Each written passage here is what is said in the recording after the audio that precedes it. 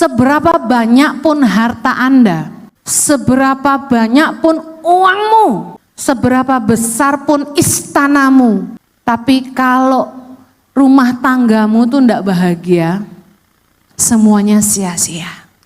Kalau enggak menikmati pernikahannya, rumah besar tuh terasa kosong dan dingin dan hampa. Mungkin hartanya banyak, tapi mereka enggak bahagia. Lalu tujuan kita cari harta untuk apa? Kita nih hidup berapa lama sih? Katanya umur manusia berapa tahun? 70 tahun. Kalau kuat 80. Mau punya istri berapa? Orang rata-rata cerai itu usia berapa? 40 katakan ya. Katanya 40 itu adalah puber kedua. Istri masa muda sudah mulai tua. Yang kenceng jadi keriput. Yang montok mulai kendor. Yang langsing mulai lebar. Yang hitam mulai ubanan. Istri yang setia itu yang nemeni Anda waktu Anda susah. Waktu Anda tuh bukan siapa-siapa. Waktu Anda tuh enggak punya apa-apa. Gimana cara memperbaiki pernikahan? Yang pertama, berhenti saling mengkoreksi. Berhenti saling menyalahkan. Kita itu paling pintar menilai hidup orang lain. Tapi kita tidak mudah untuk rendah hati dan bilang, sorry sayang, saya salah. Tapi kan firman Tuhan bilang apa yang dipersatukan Allah tidak boleh dipisahkan oleh manusia. Saya sama suami saya ini kalau bukan kasih karunia Tuhan, sudah tidak sama-sama. Kita tuh nggak bisa ngubah pasangan. Kesalahan kita sebenarnya gini, kita selalu cenderung nuntut pasangan berubah, nuntut pasangan ngerti, tanpa mau koreksi diri. Kalau kita mau memperbaiki pernikahan, langkah awal berhenti saling koreksi, berhenti saling menyalahkan. Introspeksi diri masing-masing. Jangan saling nuntut pasangan berubah, tapi suami istri harus mau saling melayani pasangannya. Lakukan kewajiban masing-masing. Kewajiban suami apa? Harus ngerti istrinya itu modelnya gimana. Kewajiban istri gimana? Ya harus ngerti yang suaminya mau tuh apa. Itu saling melayani.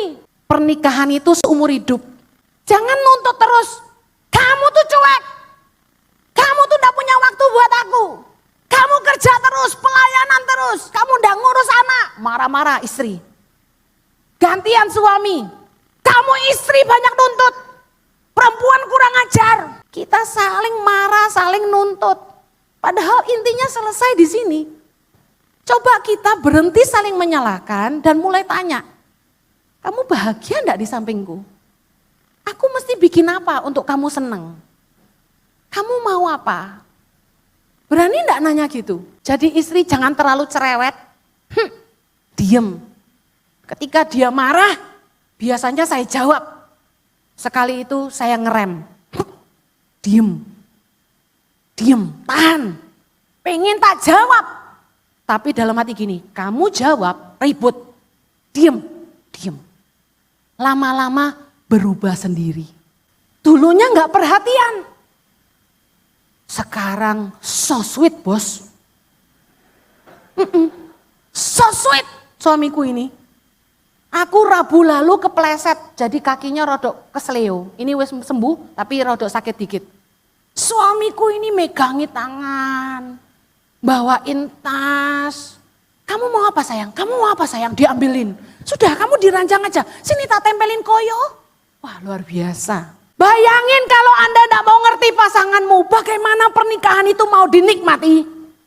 Yang kedua, kalau kita mau menikmati pernikahan kita, dengar baik, cara memperbaikinya, saling mendoakan dan harus jadi teladan.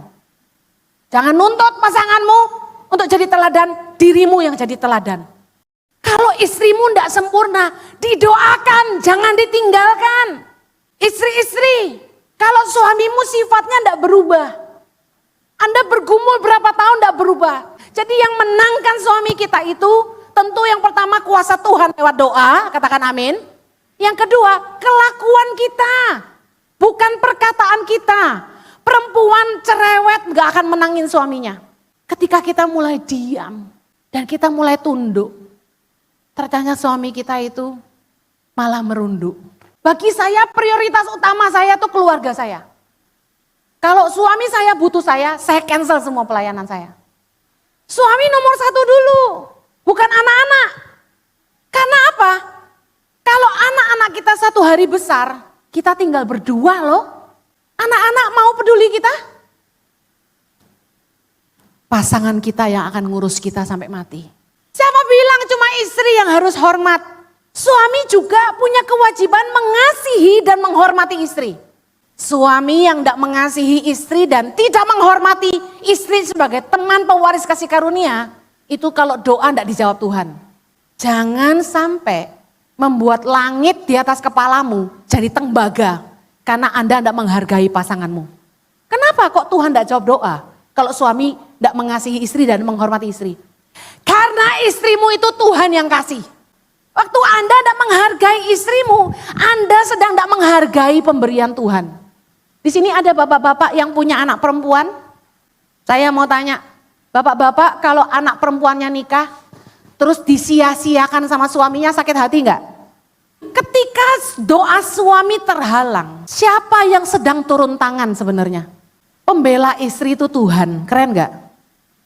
Kalau istri itu enggak disayang suami, udah tenang.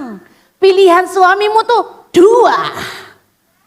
Pertama, dia berubah dan mengasihi kamu, lemah lembut sama kamu.